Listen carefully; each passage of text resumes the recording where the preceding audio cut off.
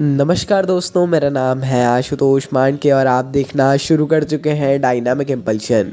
आज के इस वीडियो में हम बात करेंगे 8 मई 2023 के करंट अफेयर्स की।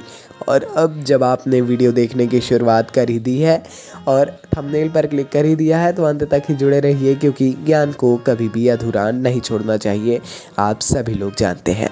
इसी के साथ, इसी इंटेंसिटी के साथ शुरू करते हैं आज के इस वीडियो को। आप लोग भी बढ़िया एकदम शुरू करिए आज के इस दिन को करंट अफेयर्स के साथ। सबसे पहली जानकारी, केंद्रीय माध्यमिक शिक्षा बोर्ड अर्थात CBSE ने नई शिक्षा नीति 2020 के हिस्से के रूप में कक्षा 6वीं से 8वीं के पाठ्यक्रम में कोडिंग और आर्टिफिशियल इंटेलिजेंस मतलब AI को शामिल करने का निर्णय ले लिया है। बहुत समय से ये निर्णय पेंडिंग था और मतलब एक ये काफ़ी इम्पोर्टेंट मुद्दा भी है ना।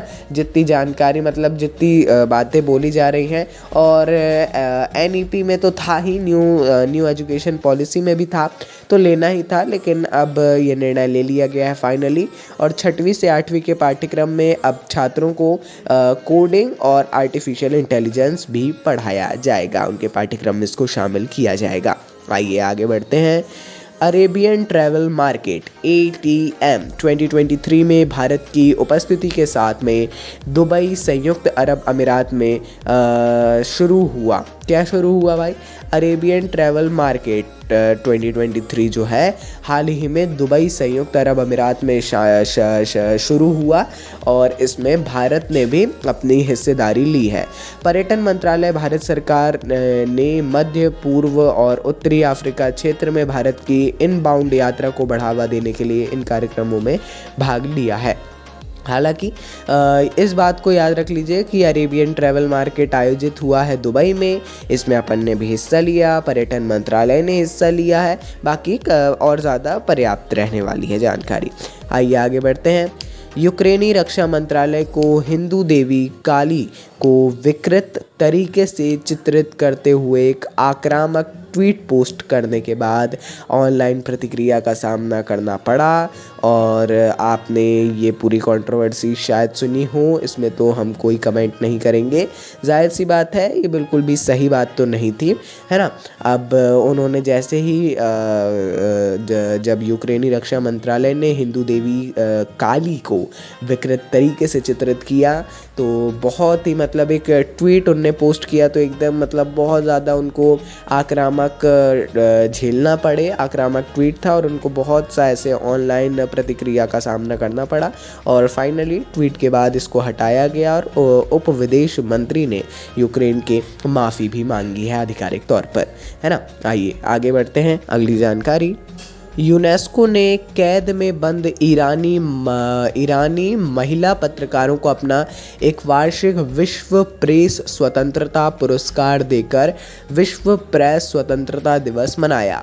विजेताओं नीलोफर हमीदी, इलाहे मोहम्मदी और नरगेज़ मोहम्मदी को ईरान में मानवाधिकारों के हनन और सच्चाई को और जवाबदेही के प्रति उनकी प्रतिबद्धता पर रिपोर्टिंग में उनके काम के लिए सम्मानित किया गया। मतलब देखिए, हाल ही में यूनेस्को ने कैद में बंद ईरानी महिला पत्रकार, हमने तीनों के नाम बताए, हाल ही में विश्व प्रेस स्वतंत्रता दिवस था, उसमें उन्हें विश्व प्रेस स्वतंत्रता पुरस्कार से सम्मानित किया गया उनके कार्यों को देखते हुए। कार्य भी हमने बताए। आगे बढ़ते हैं। पूर्व लोकसभा सांसद पंडित राम किशन को हाल ही में समाजवादी नेता के रूप में उनके योगदान के लिए नई दिल्ली में शताब्दी पुरुष मतलब मैन ऑफ द सेंचुरी की उपाधि से सम्मानित किया गया। शायद आपने नाम सुना हो, ये लोकसभा सांसद थे पहले पंडित राम किशन, इनको जो है शताब्दी पुरुष मैन ऑफ द सेंचुरी की उपाधि से सम्मानित किया गया हाल ही में। समाजवादी विचारक और सांसद मधु लिमय, इनका नाम शायद ना सुना हो, लेकिन ये समाजवादी विचारक है मधु लिमय। इनके जन्म शताब्दी समारोह के दौरान उन्हें ये सम्मान प्रदान किया गया, जो कि किसी के लिए भी एक वाकई में बड़ी बात होती है और इनके लिए भी एक बड़ी बात ही थी। आइए आगे बढ़ते हैं अगली जानकारी की ओर। अगली जानकारी, न्यायमूर्ति सरसा वेंकट नारायण भट्टी को केरल के कार्यवाहक मुख्य न्यायाधीश के रूप में नियुक्त किया गया। कार्यवाहक मतलब ये बिल्कुल परमानेंट परमानेंटली नहीं रहेंगे, कार्यवाहक है, क्योंकि इन्होंने न्यायमूर्ति एस मणिकुमार की जगह ली है, जो कि हाल ही में सेवानिवृत्त हुए। अब इस पद पर जो है इस पद पर परमानेंटली अभी कोई नहीं है, लेकिन जल्द ही हमें देखने को मिलेगा, इसलिए अभी कार्यवाहक मतलब टेम्परेरी जो है मुख्य न्यायाधीश सरसा वेंकट नारायण भट्टी को नियुक्त किया गया है। अच्छी बात है। क्वेश्चन इंपॉर्टेंट है, पढ़ लीजिएगा थोड़ा सा। कार्यवाहक मुख्य न्यायाधीश किसके द्वारा नियुक्त किया जाता है, कब नियुक्त किया जाता है, कैसे नियुक्त किया जाता है ना। बाकी पर्याप्त रहने वाला है और जानकारी की आवश्यकता नहीं है। आइए आगे बढ़ते हैं। अगली जानकारी, विश्व रेड क्रॉस दिवस हर साल 8 मई को मनाया जाता है। आज ही 8 मई है और आज रेड क्रॉस दिवस मनाया जाता है। आपने तो अवश्य ही देख लिया होगा कि आज रेड क्रॉस दिवस है, पर क्यों मनाया जाता है, मेन उसका मुद्दा क्या है। ये हेनरी डुनत के जन्मदिन की सालगिरह की तिथि है।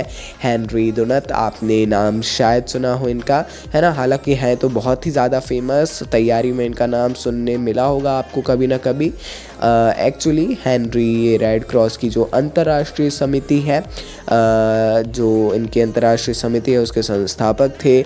और एक विशेष बात, ये नोबेल शांति पुरस्कार के पहले प्राप्तकर्ता थे। मतलब पहली बार जब किसी को दिया गया था ये पुरस्कार, तो वो हेनरी डुनत को ही दिया गया था। आज वाकई में एक बहुत ही बड़ा दिन है पूरे भारत में, सिर्फ भारत में ही नहीं, पूरे विश्व में इसको बड़े ही धूमधाम से मनाया जाता है और इनको याद किया जाता है, इनके कार्यों को याद किया जाता है ना। हम भी इन्हें नमन करते हैं। तो चलिए दोस्तों, ये थी आज के इस वीडियो की अंतिम जानकारी। अपन मिलते हैं अगली वीडियो में। नमस्कार। Dynamic impulsion.